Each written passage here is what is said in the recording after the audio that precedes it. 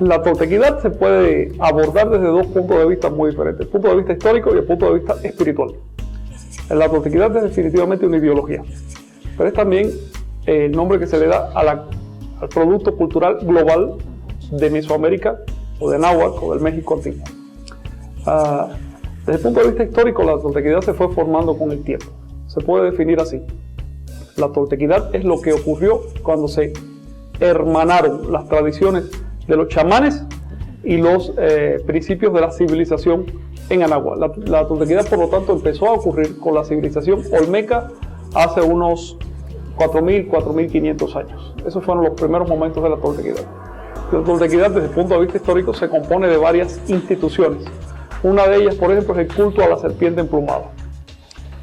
Este culto en realidad no tiene sentido verlo desde el punto de vista del culto cristiano. Por ejemplo, el culto cristiano parte de la idea de que hay un Dios en el cielo y pues el ser humano por alguna razón debe adorarlo. ¿Ves?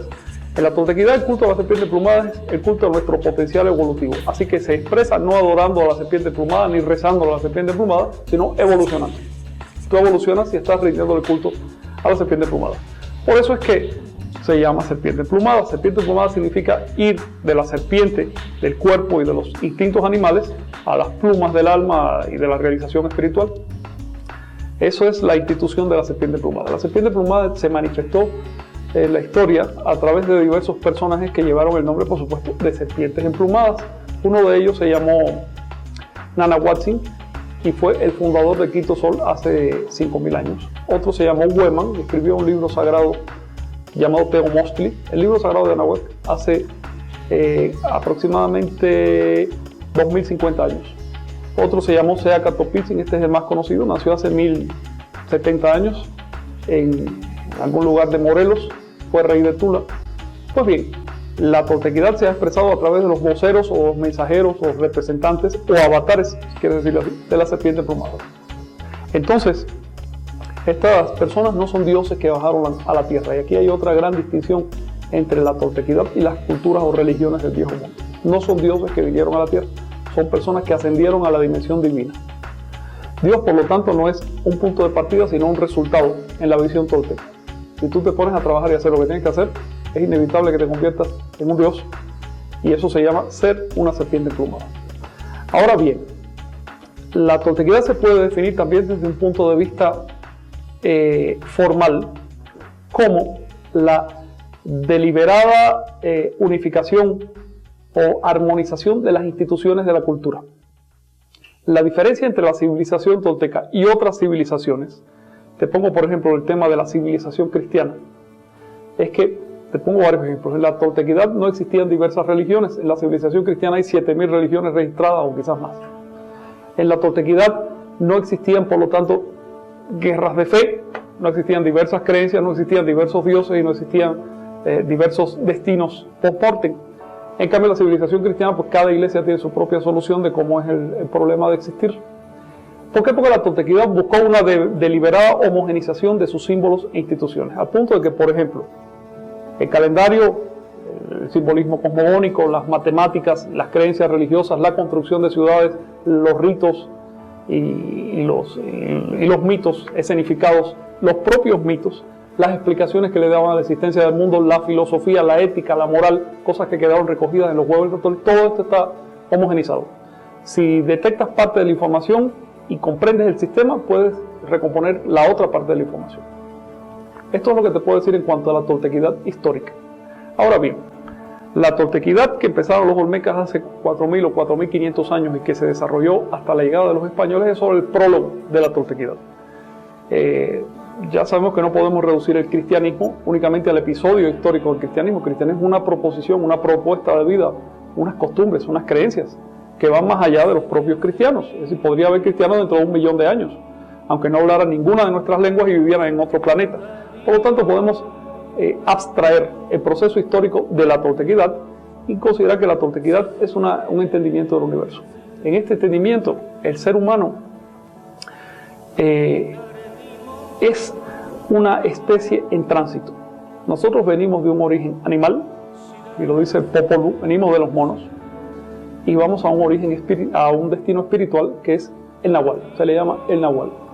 Así que el ser humano es una transición, es un puente entre el mono y el Nahual.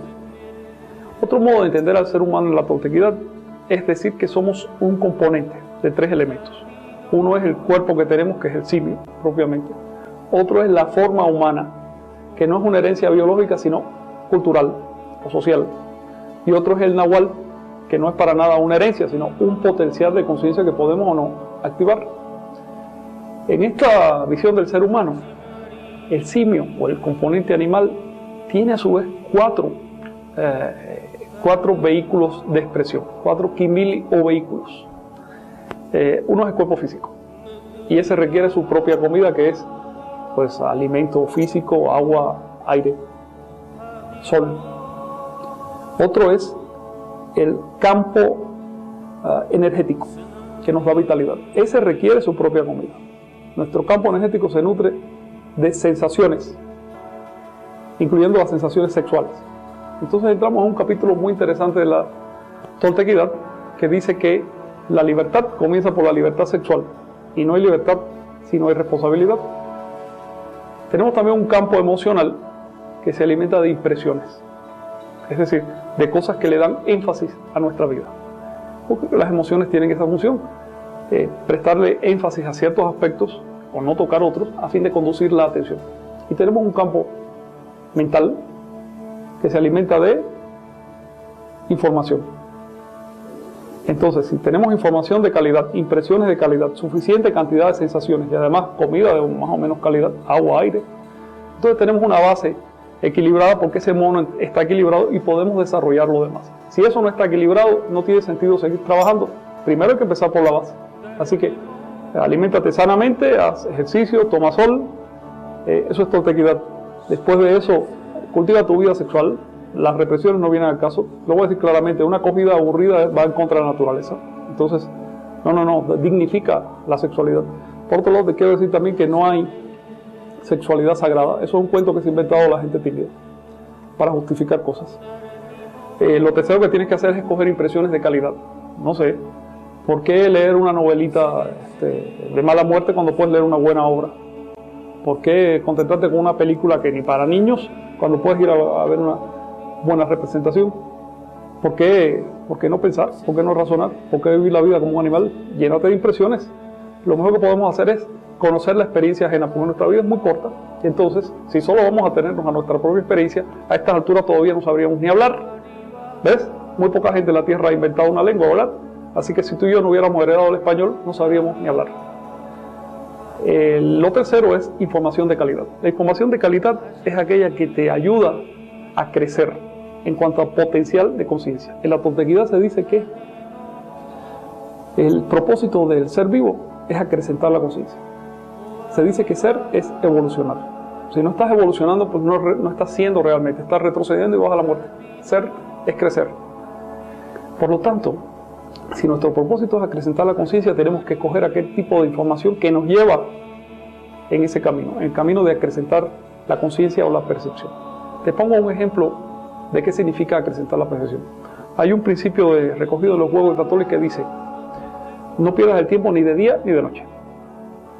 ¿Qué significa no perder el tiempo de día? Pues trabajar, ¿verdad?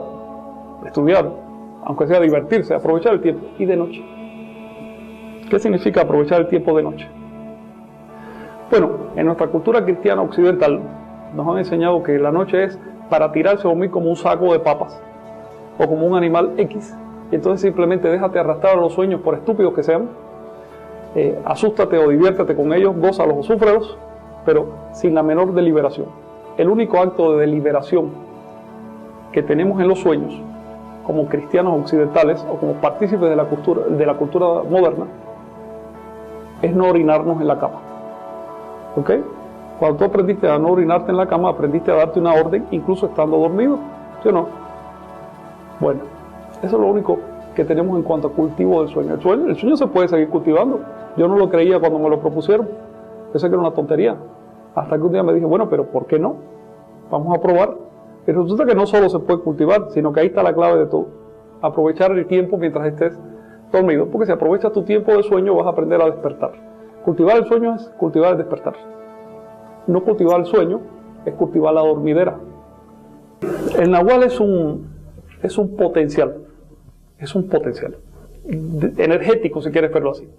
Por ejemplo, si un cuerpo está encima de otro, el cuerpo que está encima tiene un potencial cinético que no tiene el que está debajo, ¿sí o no? Eso no significa que ese potencial de ese cuerpo sea algo independiente de ese cuerpo. El nahual es un potencial evolutivo que todos nosotros tenemos. Es decir, la evolución de la naturaleza, la evolución de los seres vivos, va en un sentido. Y eso podemos verlo simplemente al investigar el árbol filogenético de los seres vivos. Es decir, quién fue primero, quién fue después, hacia dónde vamos. ¿Qué es lo que ha evolucionado cuando evoluciona un ser vivo? Su conciencia, su capacidad de percibir. Eso es lo que evoluciona cuando evoluciona un ser vivo. Cuando un animal, por ejemplo, se mete en un callejón, como digamos estos dinosaurios que con tal de defenderse desarrollaron pinchos y púas y sabe Dios cuánta cosa y su cerebro le disminuyó, ese animal no tiene trascendencia, porque va perdiendo plasticidad, va perdiendo capacidad de adaptación. Entonces el menor cambio climático o de lo que sea, lo extingue. En cambio, cuando un animal, en vez de desarrollar dientes, uñas y pellejo y sabe Dios cuánta cosa, empieza a desarrollar su conciencia, se hace adaptable. Nosotros mismos somos la prueba. Probablemente somos el ser vivo más adaptable de la naturaleza. Estamos desde los polos hasta la selva y cambiamos el clima si es necesario con tal de sobrevivir. Hoy estamos haciendo una lucha ecológica por mantener las condiciones que son favorables a nuestra especie en la Tierra. Y estamos haciéndolo. Y vamos a ganar esa lucha porque queremos seguir viviendo. No nos interesa que sean condiciones favorables a los mosquitos o a las cucarachas. Nos interesa que sean condiciones favorables a nosotros o a los animales parecidos a nosotros. Porque estamos defendiendo nuestro derecho a percibir. Nosotros estamos defendiendo nuestra permanencia porque queremos seguir percibiendo más y mejor. El desarrollo, la evolución del ser humano llegó a un punto de estancamiento biológico hace 2 millones de años. En ese momento surgió la cultura como respuesta a ese estancamiento. En adelante ya no vamos a evolucionar porque crezca el cerebro, porque nos salgan nuevos apéndices o miembros o algo así. Para nada. La evolución es a través de la cultura. Cultura significa el cultivo integral de todas nuestras facultades, no solo el cultivo del intelecto. En Occidente la cultura se plantea como leer libros preferentes de Europa, por ejemplo, y entonces ya te consideras una persona culta, aunque no sepas nada de nada más. No. Si tú no sabes cultivar, controlar tu sueño, eres una persona inculta. Entonces hay que prestar atención ahora mismo a esos aspectos de nuestro ser que todavía están incultos. Hay gente que sabe cuándo se va a dormir y sabe que va a soñar. Y hay gente que sabe que vivimos en la naturaleza de un sueño. La mayoría no lo sabe, la mayoría no se da cuenta. Por eso sigue siendo víctima de los vaivenes propios del sueño. Quienes sabemos que vivimos en un tipo especializado de sueño, estamos dispuestos a cambiar la realidad. Y lo estamos haciendo.